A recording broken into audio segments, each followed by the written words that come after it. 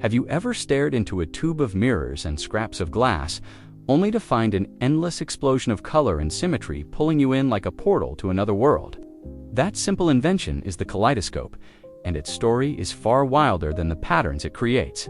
Today, we are diving deep into the mesmerizing history of kaleidoscopes.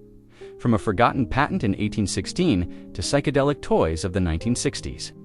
From scientific tools to symbols of wonder, by the end, you will never look at one the same way again. Let us start at the very beginning. In 1816, a Scottish physicist named Sir David Brewster sat in a dimly lit study experimenting with light reflection. He was not trying to make a toy. Brewster was obsessed with optics, specifically how polarized light behaved in mirrored chambers. He placed two mirrors at an angle inside a tube, dropped in some loose glass beads, and peered through the eyepiece. What he saw stunned him.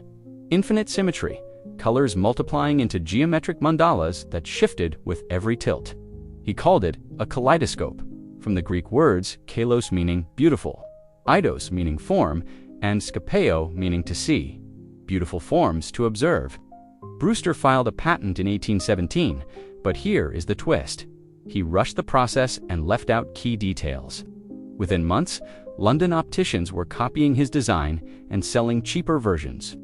Brewster made almost no money from his invention, despite it becoming an overnight sensation. Shops could not keep kaleidoscopes in stock. People lined up outside stores. One London manufacturer claimed to sell 200,000 units in 3 months. That is the 19th century version of going viral. But Brewster was not just a victim of bad patent law. He wrote an entire book about the kaleidoscope, treating it as both science and art. He believed it could teach principles of symmetry and light. He even suggested using it to design patterns for carpets, wallpaper, and mosaics. Designers actually did kaleidoscope patterns appeared in Victorian textiles and architecture. Now let us follow the kaleidoscope through time. After the initial craze, it settled into a steady role as an optical instrument. Scientists used modified versions to study crystal structures and light polarization. Jewelers used them to preview gem arrangements. But the real evolution came in the 20th century, when artisans turned the kaleidoscope into fine art in the 1960s. An American artist named Bushnell Keeler took the kaleidoscope to new heights. He replaced random beads with carefully chosen objects. Stained glass, dichroic fragments, liquid-filled chambers that moved like lava lamps. His scopes were not toys, they were sculptures. Collectors paid hundreds of dollars for a single piece. Keeler co-founded the Brewster's Kaleidoscope Society in 1986, which still exists today and hosts annual conventions where artists compete to create the most mind-bending designs. Speaking of artists, meet Corky Weeks. She builds kaleidoscopes the size of furniture. One of her pieces, called the Parlor Kaleidoscope, stands 6 feet tall and weighs over 200 pounds. You step inside a booth, close the door, and peer into a world of spinning galaxies made from hand-blown glass. It is like stepping into a dream.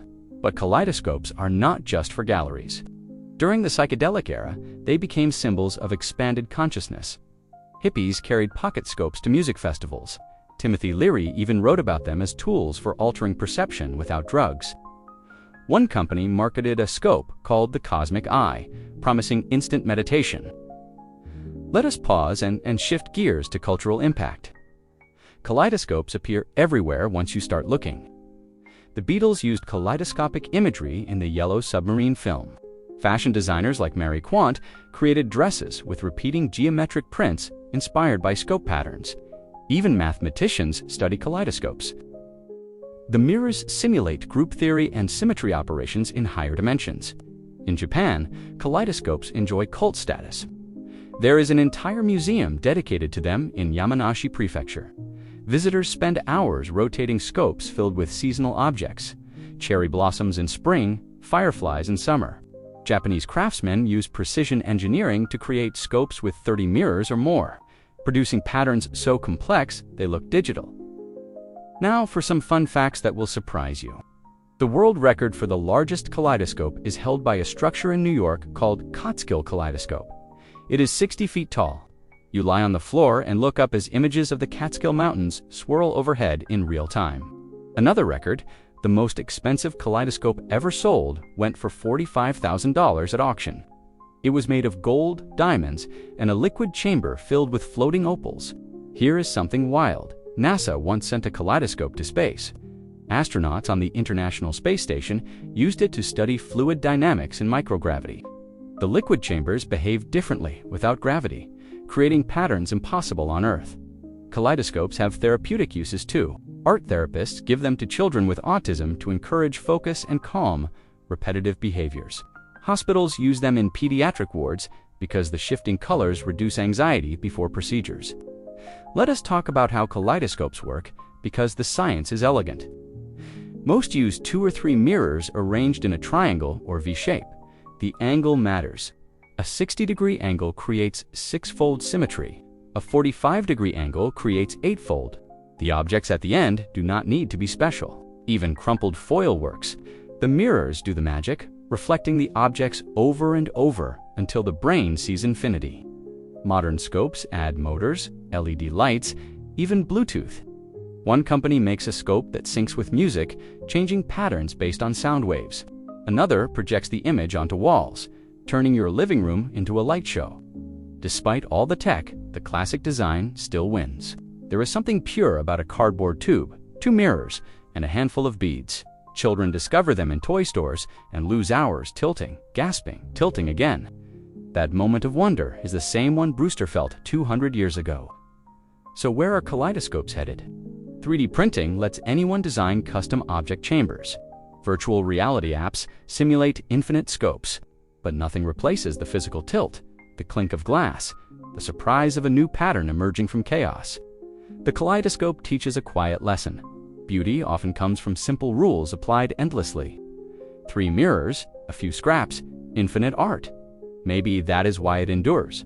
In a world of screens and noise, it offers silence and symmetry. If this journey through reflections and rainbows sparked joy, hit that like button and subscribe to Objectified for more stories about the objects that shape our lives. Drop a comment. What is the most beautiful pattern you have ever seen in a kaleidoscope? I read every single one.